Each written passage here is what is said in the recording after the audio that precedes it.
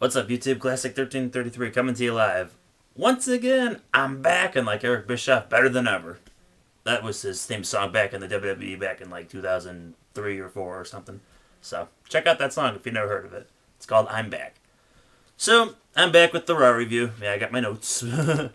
I'm back doing my Raw review. Actually watched the whole show, and it was actually a really good show tonight. It was Jesse Ventura hosting the show tonight, and he did a great freaking job. I gotta totally give him props. You know, he did kind of his heel, his little controversy thing, but I thought it was really well done. So we'll just jump into the show here. The show started off with Ventura getting announced, but then Orton comes out and, you know, complains that he should be getting a championship match because even though, you know, he can't technically fight for it, he wants the title shot. Ventura should, you know, be ballsy and lift it up for him, blah, blah, blah.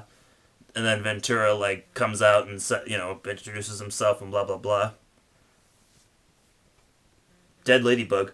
Anyway, so Ventura comes out and, like, basically, like, you know, doesn't give him the shot at first and announces that he's, you know, wants new blood to get the title shot because he's tired of the same old thing, much like all of us are, pretty much, with the whole constant Triple H, Orton getting the title matches.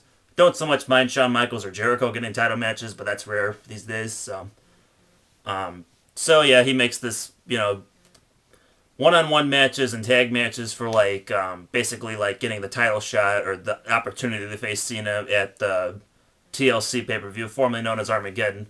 So I might call it Armageddon throughout the show because I don't like the name TLC because you shouldn't have the gimmick name matches to sell your pay-per-view shows, you know. Plus Armageddon was a cool name, so. Okay, so our first match to the show, we got Kofi versus Dolph Ziggler. And, like, it was kind of interesting, like, on the show, like, they said, you know, we'll give SmackDown guys shots, but there was only, like, 2 or 3 SmackDown guys, and only one of them got in. So, anyway, let's go back to Kofi versus Ziggler. Short match, but short and sweet. Kofi wins with Trouble in Paradise on Ziggler. Like, he went for Trouble in Paradise, he missed it. Ziggler went for his jumping neck breaker move, missed it, and then Kofi hits Trouble in Paradise. You know, 1, 2, 3, Kofi's your winner. So, anybody know what Ziggler's move is actually called? I think it's like, I don't know, they should call it like the Jiggler Ziggler or something like that.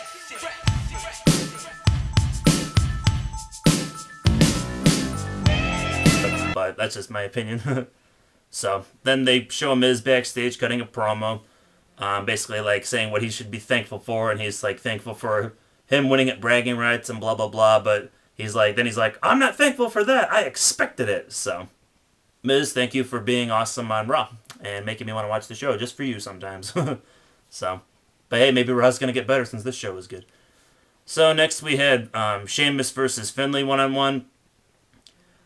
Pretty much wasn't so much a squash match. It was like Finlay got some offense in, but then pretty much it was a squash match for Sheamus. He wins with the Razor's Edge. They want to call it like, somebody called it like a border toss, but I don't know, it's kind of like a safe border toss versus Hernandez. Like, Hernandez just whips everybody. Sheamus just kind of does it more Scott Hall style. So Sheamus wins with that. I don't even know what they're going to call that move. I don't think they could call it the Celtic Cross because that's Finlay's move, isn't it? So, I don't know, maybe they'll call it the Celtic Dagger or something, I don't know. Or the Celtic Sword, or something like that. So, hang on. Phone's ringing. Be right back.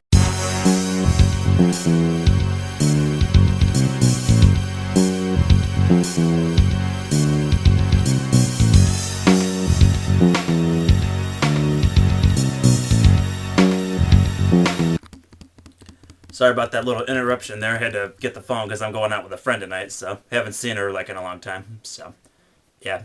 Sometimes your personal life is more important than YouTube. So, which is probably why I haven't been on YouTube that much lately. Anyway, so Sheamus beats Finlay, goes on, and then he like attacks Finlay afterwards, like with a pump kick. So, you know, one of the most devastating moves ever. It's a nice move, but I just hope it's not going to be like his finisher. I hope he keeps doing that Razor's Edge move.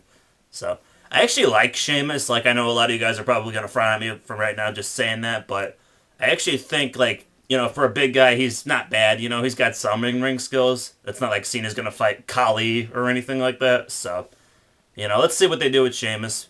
It's kind of weird he's getting a title shot from just, you know, retiring Jamie Noble, who hasn't done anything in like 3 years, and then he beat up Lawler, which was awesome. So, I don't know. Let's go on with the rest of the show. So Punk cuts a promo next and, rips on people for, doing like, partying with alcohol, smoking cigarettes, and then he rips on people with prescription drugs, or saying that he doesn't like need to take prescription drugs because he doesn't need to abuse his body. Now, I can understand Punk talking about like narcotics, like your morphine and your methadone and that kind of stuff, but yeah, when you say prescription drugs, you also have to include like the actual like good prescription drugs, like I don't know, insulin for diabetics. Because, without insulin, yeah, you can't really, like, do anything with that blood sugar. The blood sugar kind of takes all the, sodium and potassium and all that stuff out of your cells, takes it out of your body. Eventually, you're going to go into be lethargic, might go into a coma, and you might die. So, or you might also have, like, say if you had Crohn's disease and you take, like, corticosteroids because, you want to stop that inflammation causing all those, like, problems with your abdominal pain, your diarrhea and that stuff. So basically he's saying that people that have these issues shouldn't take their prescription drugs and that they should be tortured and died. Okay, so thanks for clarifying that, Punk. That's why he's a punk, right?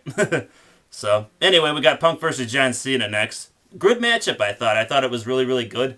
I like that they didn't make Punk look like a little, bitch in the match, like, tapping out to the STFU right away. And, Cena, like, was going to go for an attitude adjustment, and Punk, like, landed on his feet to get out of it, kept the match going. I thought that was, like, really cool in the match. Like, that's kind of what made it, like, great, And then Cena wins with the attitude adjustment, or the fuck you, off the top rope, and gets the 3 count, and Cena beats Punk.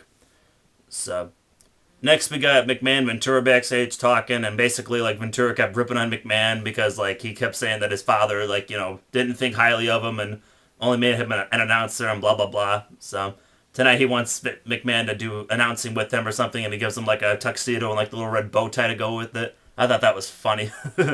So it was just funny with Ventura ripping on McMahon the whole night. So it was just like the old days with Ventura doing his thing. So next we got the Amigos Negros, as I call them. It was MVP, Mark Henry, and R-Lie, a.k.a. R-Truth. Versus Chavo Guerrero, Chris Masters, and Jumpin' Jack Swagger.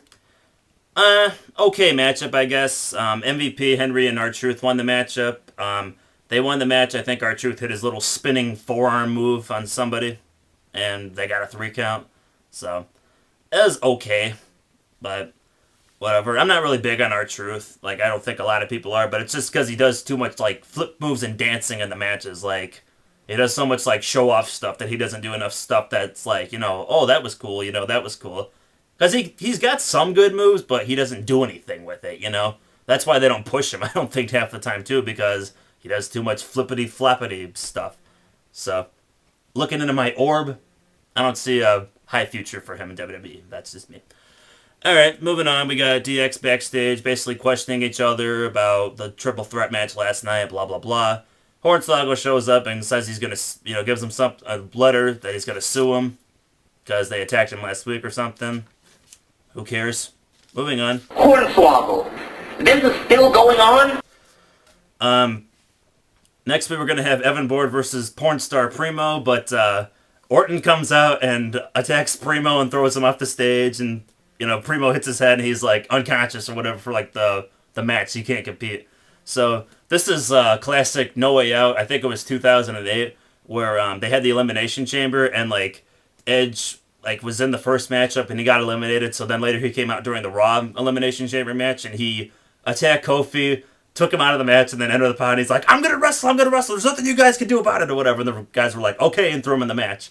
That's where this logic comes in. I didn't come up with this, Salman and The Shame came up with this, but basically, if a pro wrestler attacks a pro wrestler before the matchup, incapacitates him, he can take his spot and be in the match. So, that's where that logic comes in. So, that's what Orton did here.